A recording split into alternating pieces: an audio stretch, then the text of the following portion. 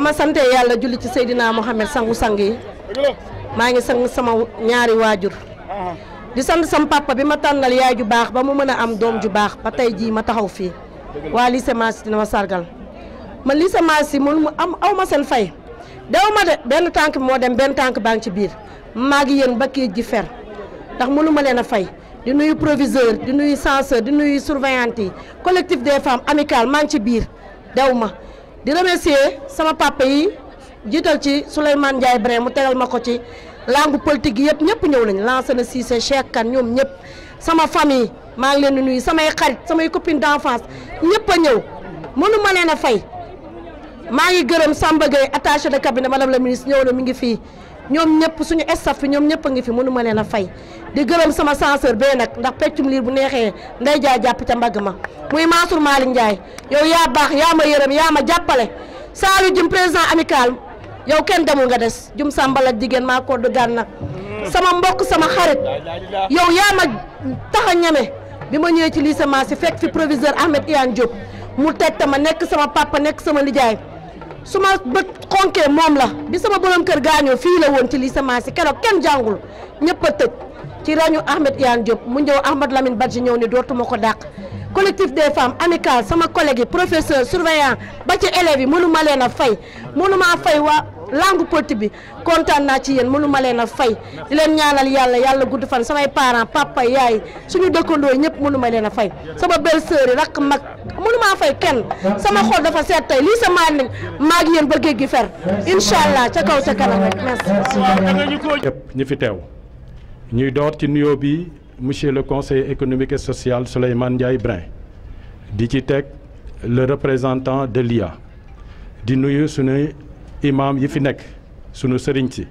su ma ko waxee dañu ciy tudd sëriñ Cheikh Tidiane Ndiéguène ak inspecteur Babacar Diop di nuyu proviseur lycée censeur sunu collègues yi ñu nekkandool fii nga xam ne lycée bi su doxee yàlla ak ñoom la may nuyu sunu proviseur bi fi nekkoon Ahmed Iyane xam naa yegg seegul mais mi ngi ci yoon ndax amical bi su taxawee yàlla def na ne lu ci bari ci loxoom la jaar ñuy nuyu collègues yi fi nekk ak ñun di nuyu récipiendaires yi ma wax ne cérémonie bi ñuy organiser dañ koy def ngir njukkeel sunu ay collègues yoo xam ne yi dañoo jëloon seen dund yëpp lu bari ci seen dund ndaxte am na ay collègues yoo xam ne yi def nañ ci lycée bi fanweeri at di former ay waa réew mi kon ñooñu suñ leen dee njukkal dañ koy def ci turu lycée waaye dañ koy def ci turu administration de manière générale def ko ci turu état xëy na lii ñu leen di defal nii lu tuuti la waaye nag lu am solo la ndax ñoom mérité nañu lu ëpp lii waaye nag li ci ëpp solo mooy li ñuy wax l'aspect symbolique de la fête kon loolu moo waraloon ñu di organiser at mu jot ci mois de janvier fête bi di fêter dama wax léegi ne dañuy célébrer sax ndax li ñuy def ëpp na fête dañuy célébrer ay collègues yooyu nga xam ne dañoo jël seen dund yëpp joxoon ko lycée Malick Sy fête bi nag comme ni ma ko waxee léegi su anto dafa am ñoo xam ne ñi ñoo ci jàpp te ñooñu suñ leen di lim dañuy commencer ci administration lycée Malick Sy bi proviseur jiite ko proviseur Badji Mouhamadou Lamine Badji ñu teg ci ay ñi nga xam ne ñi ñooñ ciy jàppale ci ñooñu daf ci am ñoo xam ni dañoo ràññeeku ku ci mel ne monsieur Fall ELPS at mu jot dina am loo xam ne lii daf ñu koy jàppale pour fête bi réussir ku mel ne Dour Ndiaye Presta moom it loxoom jógul ci lycée bi ñuy sant aussi délégué régional bu Sénélec moom it chaque année daf ñuy appuyer pour fête bi mën a réussir am sunu benn mbokk benn opérateur économique bu nekk Dakar ñu koy wax monsieur Mbaye Mbow nekk ancien du lycée moom it dafay jàpp toujours ci fête bi feetu ren bi nag ñun en tout cas man mi nekk prof français dafa am kenn koo xam ne kii il faut que mu tudd ko ci muy monsieur Ousmane Diop tàccu leen ko waaye s'il vous plaît Ousmane Diop dafa nekkoon prof français fii ci lycée bi ak ñun def na fi 30 ans je crois que doyen yi nekk ci ginnaaw yëpp xam nañ ko ndax nekkandoo woon na fi ak ñoom te c'est l'occasion quand même ñu remercier collègues yooyu fi nekkoon ba pare dellusiwaat ànd ak ñun di feete lii Ousmane li tax ma koy cité dafa bokk ci ñi ma formé man ndax année bi ma demee stage rural nekk école normale ma dem stage rural à Saint-Louis moom laa fa fekk mu encadré ma loolu moo tax ma bëggoon ko cité nommément sant ko gërëm ko ñaanal ko yàlla au-delà de loolu mu def ni mu nekk ndoo woon ak ñun ci lycée bi symbole la woon ndax prof français yaa ngi nii Jean Jo ngi nii Oumou ngi nii ak ñeneen ñi nekk ci biir tente bi xam nañ li Ousmane Diop représenté woon ci lycée Malick Sy surtout ci cellule français bi kon Ousmane ñu ngi lay ñaanal yàlla fi nga sa retraite bi yàlla na la jik am ñeneen ñoo xam ne aussi mënoon nañ leen a cité ku mel ne Madame Kassé xëy na yàggu fi trop mais liggéeyam ci lycée bi ñëpp a ko xam maa ngi rappelé première année bi ñu ko fi affecté non il faut que ma wax ko première année bi ñu ko fi affecté mu nekk jigéenu wëru mais dañ doon dem ñun ba yërëm ko ndax boobu mi ngi doon soog a ñëw ci lycée bi mais lépp li ñu doon def moom moo ko doon def loolu moo tax ma doon bëggoon def témoignage boobu ci moom ñu xam ne ku jàppoon ci lycée bi pour mu dox la am na ñeneen nag parce que dañu wax ne ku lim rek da ngay fàtte yeneen collègues yi fi nekkandoon ak ñun ku mel ne Adja Thioro Doudou Mbaye ak Ousseynou Gueye Mbaalo nga xam ne ñoom ñëpp dañoo nekkoon ci lycée bi ñuy ànd di liggéeyandoo ba yàlla def tey ñu dem retraite ñii am promotion kon ñu leen di sant di leen gërëm di ñaan yàlla ñi am promotion yàlla na leen jig ñi ñu affecté feneen yàlla na doon seen njiglaay suñu ñi dem retraite itam yàlla na yàlla defal leen jàmm peut-être li ma doon wax léegi aussi moo di ne suñu doom yi dañu doon gis chaque année ñuy feete seeni moroom ci télévision bi ñoom amuñu woon loolu moo tax depuis quelques années ñu ne nañu boole ñaari fête yi au moins suñu doom yi ñu gis ne ñi ngi leen di jox cadeau ñi comme ni ñuy joxe cadeau yeneen doom yi loolu sababam na li tax ñu boole ñaari fête yi kon daal ci gàttal ñu tënk foofu suñu wax di ñaanal ñëpp di leen sant ci seen teewaay xëy na am na ñu waroon a lim waaye comme ni ñuy wax rek ku lim da ngay fàtte loolu moo waral wax ji am ñu fàtte kon ngeen baal ñu àq ñu ñaax sunu doom yi ñu gën a jàng. de Ahmadou Lamine Badji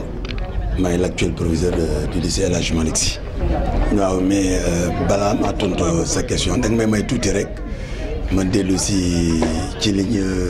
dajale tey fii dañoo am mbégte am sentiment de satisfaction comme ni ko sama grand bi waxee léegi ci cérémonie bi parce que cérémonie may nañu ñu delloo si fii ay nit yoo xam ne gëjoon nañ leen gis donte maanaam ren la ñu dem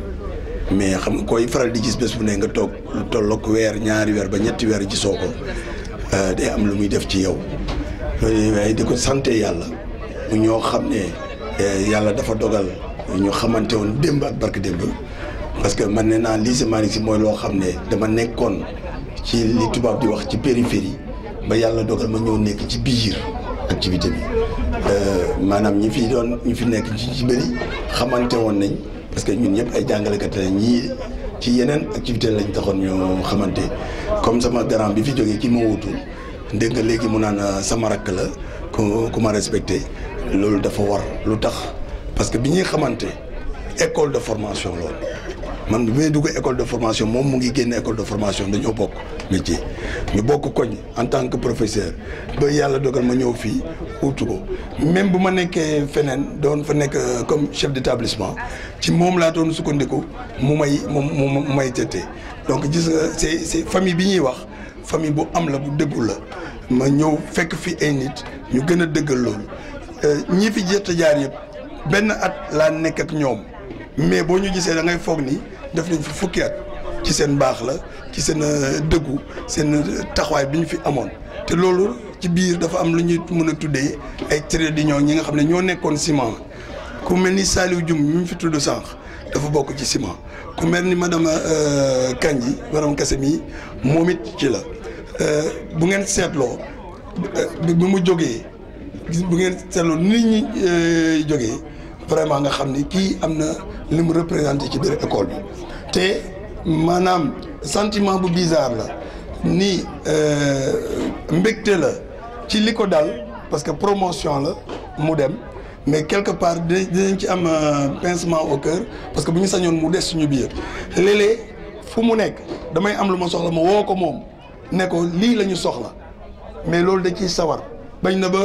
saa yu dugg see mu ne ana sama siège bi bu ko fi kenn génnee jógewuma fi maa ngi fi loolu day wane disponibilité ak mbaaxaam vraiment ñu ko ci sant di ko gërëm te bés bi wuyu na ko ñi ko wuyu si te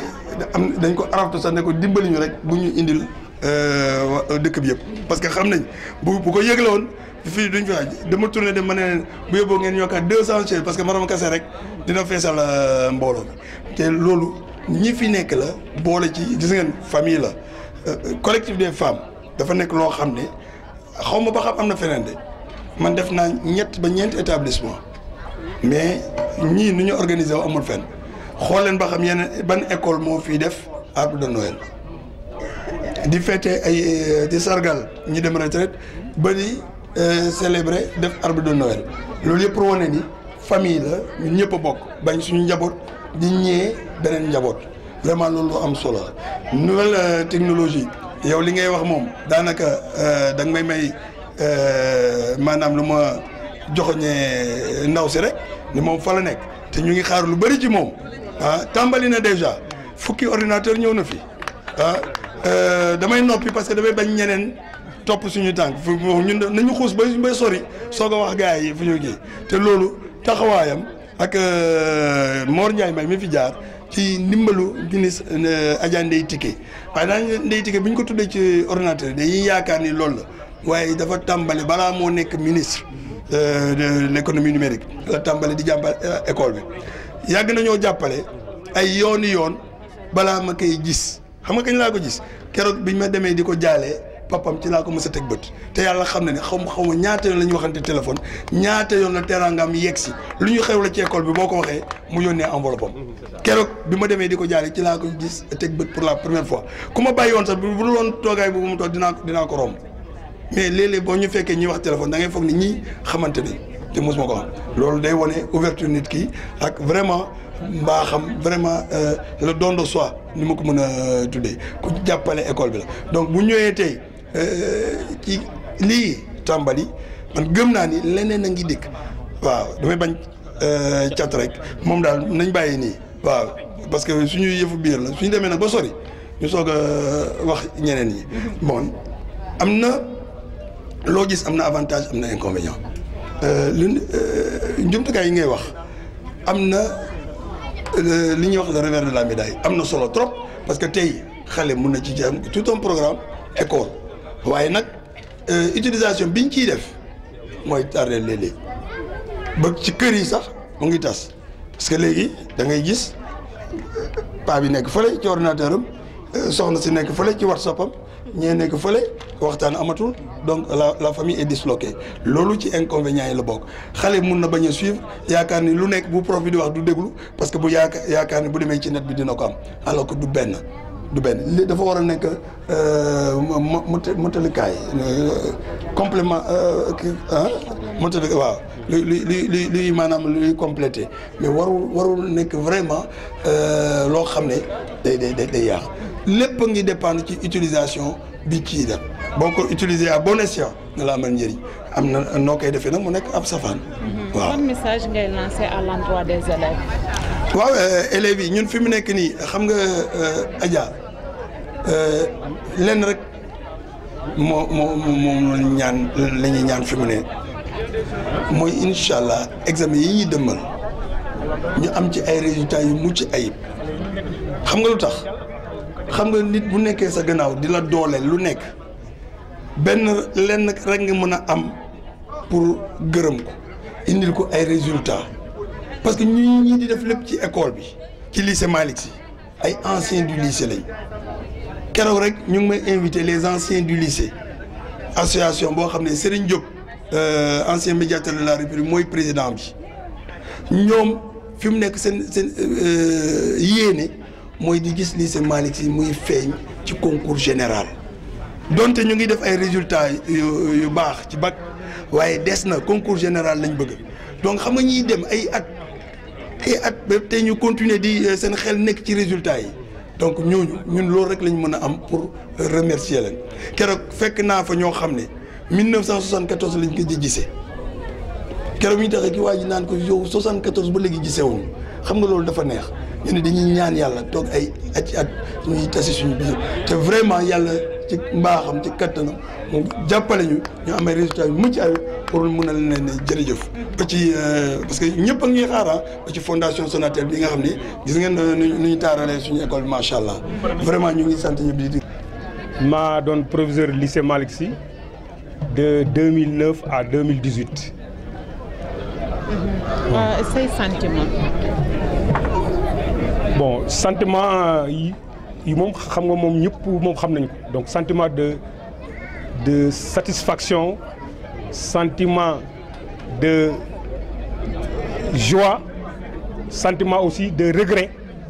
simplement parce que comme ni ñu ko xamee nit ñi dañuy ñëw di dem donc séparation yooyu du am nag moo tax ma ni sentiment de tristesse parce que vraiment toogoon nekkoon nañ fi am ay relation yu rafet ak ñi fi nekk ñi nga xam ne dañ leen affecté ñi dem feneen génn ci milieu bi ñi nga xam ne dañuy retraité ñooñu moom dañ leen di ñaanal pour yàlla may leen retraite boobu ñu dugg yàlla dafa leen ci jàmm mu nekk lu leen jik loolu nag dañ ci sant yàlla parce que retraité liggéey ba retraité loolu jar naa sant yàlla bu baax a baax parce que am na ñu liggéey retraité wuñu am na ñu liggéey ñoo xam ne eggalewuñ seen liggéey parce que yàlla moo leen fi jëlee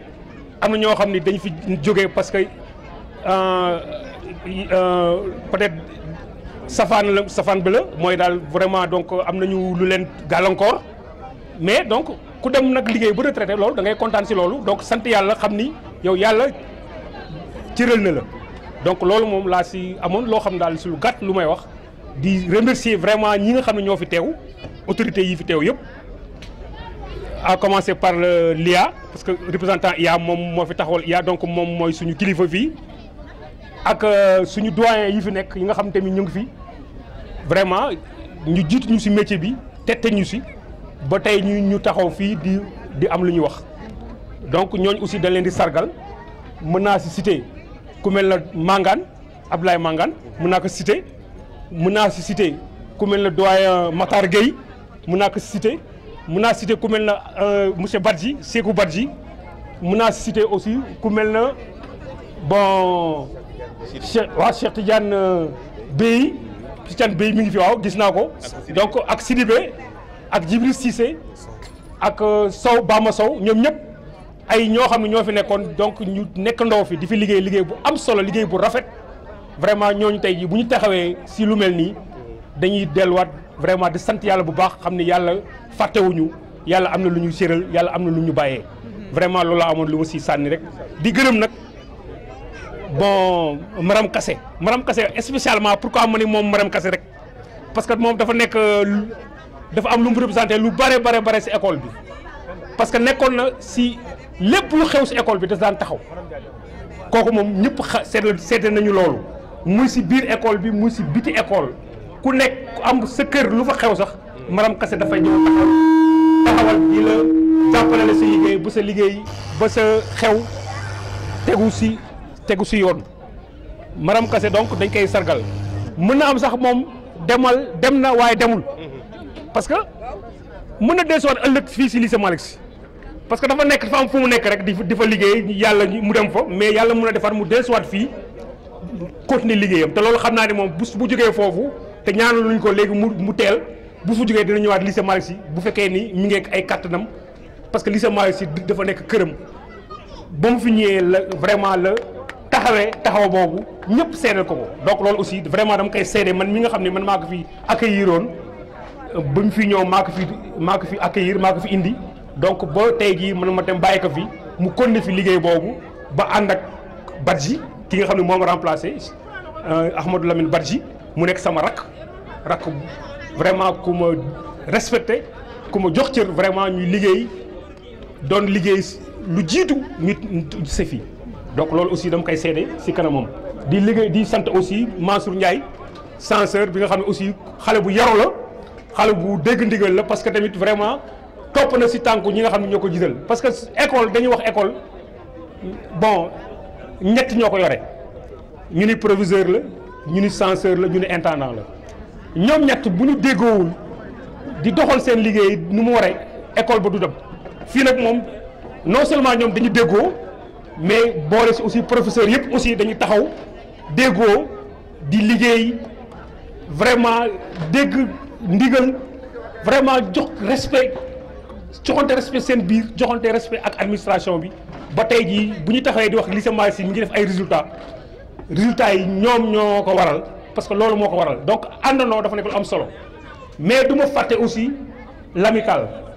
ki nga xam ne moo ko jiite muy Saliou Dioum tey jii organisation yi def yëpp Saliou Dioum moo taxawee loolu mu nekk koo xam ni ku vraiment ku mën dajale la parce que lycée Malick Sy koo xam lycée Malick Sy nu mu toll mais tey jii lycée Malick Sy amicale bi tax na lycée bi ñëpp benn lañu lépp lu xew da ngay gis ñëpp ay taxaw vraiment nekk benn loolu dafa am solo ci administration donc yaa mi ngi ko wax léegi ci discours am li mu wax noonu école bi tey bu defee ay résultats yooyu yëpp concours yooyu yëpp la ñu moo tax day lycée Malick Sy def résultat loolu dañ koy day ñaan ci école yëpp loolu xew fa amicale bi dox professeurs yi déggoo administration ñi xam ñoo ko jiite aussi déggoo mën a doxal liggéey bi élèves yi mën ci jëriñoo tey jii loolu mooy njëriñu élèves yi lycée Malick Sy vraiment nekk na école boo xam ne vraiment école bu am taxawaay la ci échiquier scolaire u Thiès même je peux même dire échiquier scolaire national parce que tey jii fu ñu tuddee ay lycée tudd fa lycée Malick Sy vraiment lu ñoon aussi dañuy taxaw di sargal ñi fi nekk ñëpp professeur fàttewuñu surveillante ñëpp benn lañu loolu moom vraiment dem koy dëggal parce que bu nekk naa fi 9 ans du benn fan du ñaari fan ku nekk 9 ans ci benn école bi amul benn problème benn coow amu fa mooy wane ni donc déggoo am na fa ak jàppalante am na fa loolu daal la amoon lu mu ci sànni doon. Férule de son père Gora Fall à qui je rends hommage. Je parlerai de Doudou Mbaye. Lorsqu'il a été affecté en 85 à Saint-Louis, c'est nous qui l'avions accueilli et nous sommes retrouvés au sein de ce lycée. Ousseynou Gueye, nous sommes connus à Saint-Louis dans les années 80 et tant d'autres. Peut-être c'est à cause de cela qu'ils m'ont choisi pour parler au nom d'eux ou bien à leur nom. En tout cas, c'est des remerciements à l'endroit de cette administration. Peut-être nous nous sommes donnés, mais cette administration a toujours été ouverte quand même à la collaboration. Les conseils que nous prodiguions ne sont pas entrés dans l'oreille de sourds. Et à chaque fois, nous avons essayé de contribuer à notre manière à la bonne marche de ce lycée qui est le nôtre. Moi qui vous parle, c'est ici quand même que j'ai fait mes humanités, de la 6e à la terminale. Si je reviens pour y enseigner, c'est seulement pour rendre la monnaie à ce lycée qui m'a fait grandir et qui m'a appris quand même à se faire connaître. Aussi, je dirais merci à cette amicale, merci à ses collègues, à ces charmantes dames avec qui nous avons eu à travailler et à qui nous devons quand même tout, mais aussi des gens dévoués à la tâche et quand même qui nous, à chaque moment, nous ont quand même montré beaucoup d'égards. Je dirais merci et prier aussi pour mes parents, certes qui m'ont mis à l'école, mais qui m'ont prodigué d'abord la première éducation. Si aujourd'hui, il y a des témoignages qui sont formulés à notre endroit, c'est parce que quelque part, nous avons reçu l'éducation qu'il fallait. Donc nous prions pour ceux qui sont partis et prions aussi pour ceux qui sont là et qu'ils demeurent le plus longtemps possible. Et aujourd'hui, j'associerai à ces prières ma femme, qui est alitée et qui n'a pas pu venir. Donc pour cela, nous prions quand même pour son rétablissement. Et je dirais seulement pour terminer, à ces jeunes collègues à qui nous cédons la place, que l'enseignement est un sacerdoce et que le lycée Malick Sy est un lycée d'excellence. Nous avons quand même fait tout pour peut-être apporter notre pierre à l'édifice. Sachez que l'édifice restera toujours inachevé et que c'est à vous d'essayer de parachever ou bien de continuer et d'autres viendront aussi pour prendre la relève. Donc c'est avec un petit pincement au cœur qu'on part, mais aussi avec beaucoup de satisfaction, car c'est une mission que nous devions remplir et nous pensons quand même s'en être acquittés comme cela se devait. Donc je dis merci quand même à l'administration, merci aux collègues, merci à ces invités qui ont quand même voulu rehausser cette cérémonie de leur présence. Et quand même, nous sommes un peu en retrait, mais nous ne partons pas et nous serons toujours prêts à apporter quand même nos contributions, nos suggestions. Et je dirais quand même aux jeunes collègues que nous sommes à la retraite et nous ne sommes pas malheureux, nous ne sommes pas pauvres, nous ne nous plaignons pas. Parce que souvent on a tendance à dire qu'aller à la retraite, ça quand même c'est tomber dans la misère. Non, les enseignants sont les mieux rémunérés de la fonction publique après la retraite. Pourquoi? Parce qu'il y a des gens qui ont eu à lutter pour que certaines indemnités quand même nous accompagnent à la retraite. Continuez vous aussi à lutter, c'est sûr que vous allez quand même arriver à de meilleurs auspices. Merci, je vous remercie.